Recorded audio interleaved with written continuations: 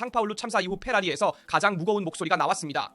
바로 존 엘칸의 목소리입니다. 이번 메시지는 해석의 여지가 없습니다. 직설적이고 명확합니다. 어떻게 보면 이는 르클레르와 해밀턴에 대한 엄중한 질책입니다. 브라질에서의 이중퇴장은 정말 치명적이었습니다. 0점, 제조사 챔피언십에서 4위, 2위인 메르세데스와의 격차는 36점입니다. 오늘 영상에서는 페라리의 이러한 상황에 대해 이야기하겠습니다. 맥라렌이 오스카 피아스트리의 어려움 속에서 어떻게 챔피언십 싸움을 벌이고 있는지 봐야 합니다. 그리고 마지막으로 그랑프리 끝에 안드레아 스텔라가 무엇을 했는지 알아보겠습니다. 시작하기 전에 지원을 위해 좋아요를 눌러주시고 이제 모든 것을 자세히 알아보겠습니다. 보니 행사에서 회장은 자신의 비전을 명확히 하고자 했습니다. 웹에서 우리는 제조사로서도 드라이버로서도 모든 것을 이겼습니다. 왜냐하면 우리는 단합했기 때문입니다. 하지만 포뮬러 1에서는 브라질에서 엄청난 실망이었습니다. 우리 메커닉들은 피트스톡에서 훌륭하게 일하고 있고 엔지니어들은 차를 발전시키고 있지만 나머지는 기대에 미치지 못합니다. 드라이버들은 운전에 집중하고 말을 줄여야 합니다. 하지만 이 메시지는 브라질에서의 이중퇴장 이후 악몽 같은 주말을 보낸 르클레르와 해밀턴에게는 의미가 없습니다. 그들의 잘못이 아닙니다. 엘칸은 SL-25가 개선되었지만 목표를 달성하기엔 충분하지 않다고 언급했습니다. 이는 사실입니다.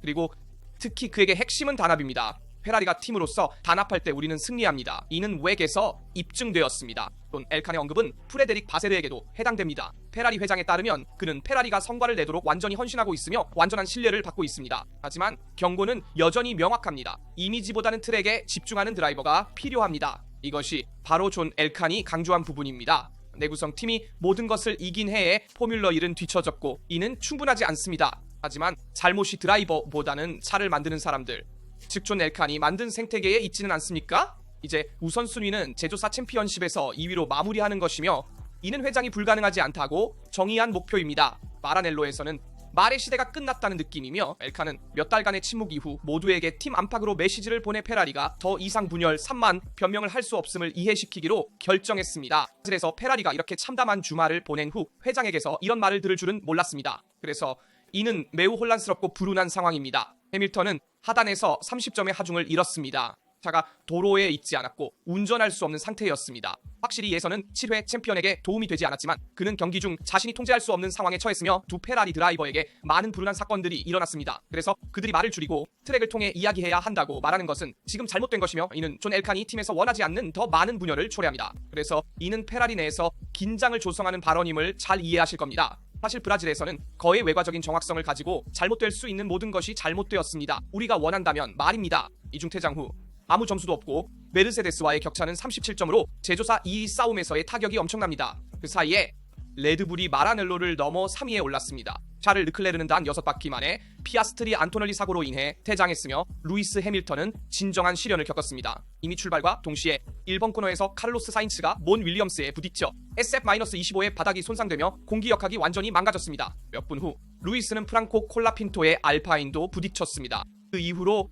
그의 경기는 단지 느린 고통이었습니다. 차량은 관리할 수 없는 상태였으며 브레이크 시 최대 30대의 40점의 공기역학적 하중을 잃었습니다. 바세르는 장황한 설명 없이 결정을 설명했습니다. 차량을 철수하는 것이 논리적인 선택이었습니다. 해밀턴은 30점의 하중을 잃었고 2번의 사고 이후 할 수 있는 것이 아무것도 없었습니다. 피할 수 없는 퇴장이지만 큰 부담을 줍니다. 왜냐하면 그 시점까지 팀에 따르면 해밀턴은 좋은 페이스를 가지고 있었고 초기 손상이 없었다면 중요한 위치를 차지할 수 있었을 것입니다. 반면 르클레르는 포디움 싸움을 벌이고 있었습니다. 접촉 당시 그는 노리스와 가까운 위치에 있을 수 있는 리듬을 유지하고 있었습니다. 바세르는 르클레르가 우승 혹은 최소한 포디움을 위해 싸울 수 있는 적절한 위치에 있었음을 확인했지만 사고가 그를 비극적으로 퇴장시켰습니다. 포인트를 잃었을 뿐만 아니라 우리 경쟁자에게도 포인트를 선물했습니다라고 바세르가 말했습니다. 페라리는 SF-25의 진정한 잠재력을 보여줄 기회 없이 브라질을 탈출하며 부서진 상태로 나왔습니다. 경주 속도에서 마침내 경쟁력이 있어 보였던 차였습니다. 솔직히 말하면 주말은 힘들게 시작했지만 스프린트와 예선 사이에서는 잘 회복했으나 최악의 방식으로 끝났습니다. 그리고 르클레르는 그것을 분명히 말했습니다. 좌절스럽지만 우리는 대응해야 합니다. 이 일을 되찾기 위해서는 완벽한 3번의 주말이 필요합니다. 이제 모든 압력이 라스베이거스로 옮겨졌고 마라넬로는 행동으로 대응해야 할 것입니다. 자존심의 증명이 필요합니다. 페라리가 트랙에서의 실수뿐만 아니라 결정적인 순간의 명확한 부족으로 여전히 대가를 치르고 있다는 느낌이 들기 때문입니다. 결국 인터라고스는 깊은 흔적을 남겼습니다.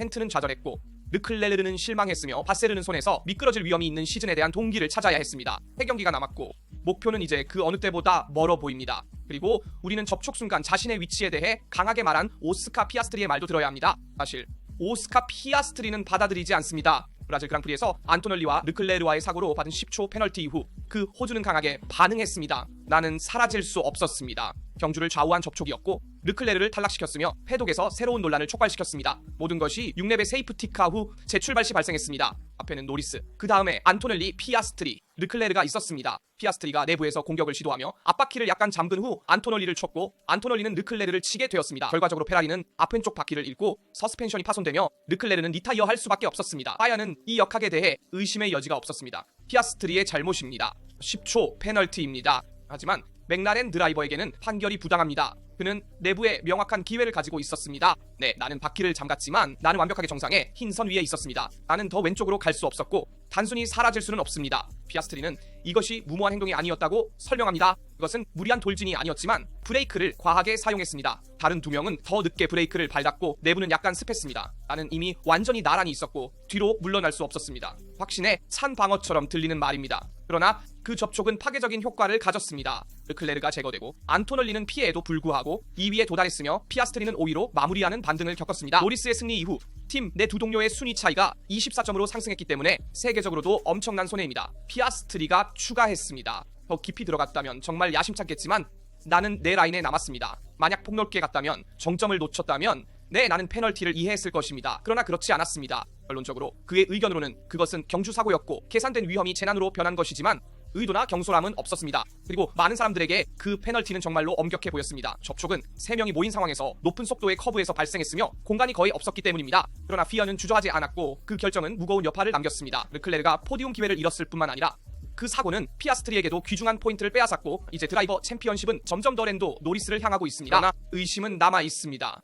피아스트리는 정말 뒤로 물러나야 했나요? 트랙을 넓히지 않은 킴이 안토넬리의 잘못인가요? 아니면 너무 엄격하게 처벌받은 정상적인 재출발 몸싸움이었나요? 한 가지는 확실합니다. 피아스트리의 메시지는 명확합니다. 그는 사라질 수 없다고 말했습니다. 그는 자신이 옳은 행동을 했으며 다른 사람들이 잘못했다고 생각합니다. 하지만 동시에 세계 챔피언십을 위해 싸우고 있다면 그렇게 큰 위험을 감수할 수 없습니다. 그리고 맥라렌에서 드라이버들을 과하게 관리했다는 과잉 관리의 비난도 여러분에게 들려주고 싶습니다. 왜 그런지 알아보겠습니다. 알렉스 자크 해설자는 맥라렌이 매우 강력한 두 드라이버를 관리했지만 아마도 과하게 관리했다고 말했습니다. 무거운 문장입니다.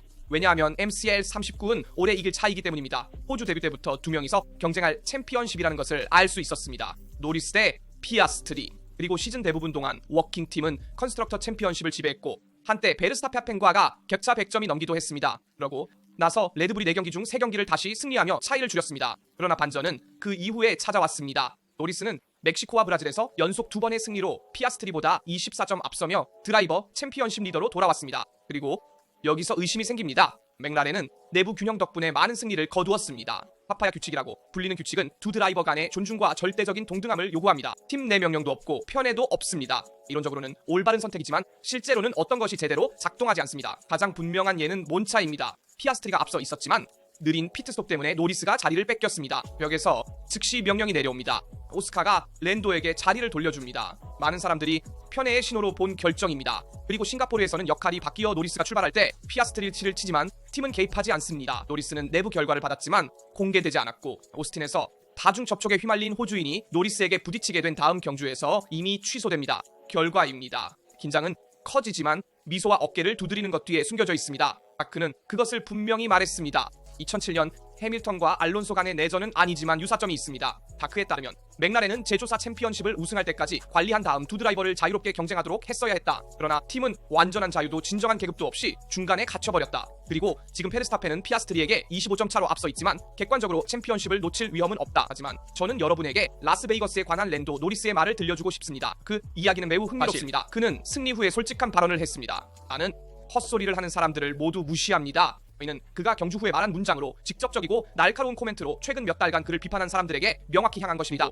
바로 후에 기자회견에서 노리스는 명확히 할 것을 결정했습니다. 저는 특정한 누군가를 겨냥한 것이 아닙니다. 하지만 항상 당신을 끌어내리려는 사람들이 있습니다. 그것은 정상입니다.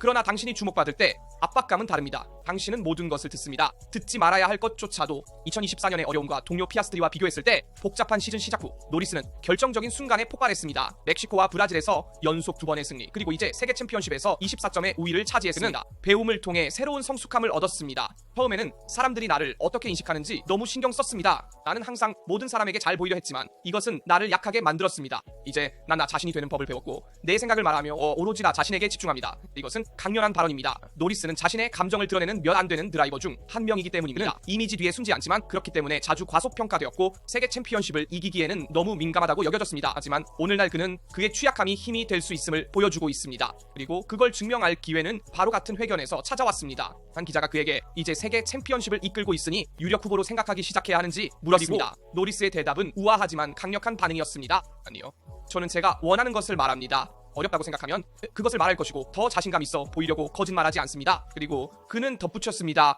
라스베이거스에서 우리가 강할 것이라고 생각하지 않습니다. 우리는 그곳에서 잘한 적이 없고 왜 그것이 변해야 하는지 모르겠지만 여러분을 기쁘게 하려고 쉽다고 말하지는 않을 것입니다. 필터와 가면 없이 마치 달리듯 솔직하게 말하는 노리스가 드디어 자신의 정신적 균형을 찾은 것 같습니다. 바로 작년 브라질에서 압박에 무너졌던 같은 드라이버가 오늘날에는 리더로서 승리하고 챔피언으로서 대응합니다. 모든 것이 변했습니다.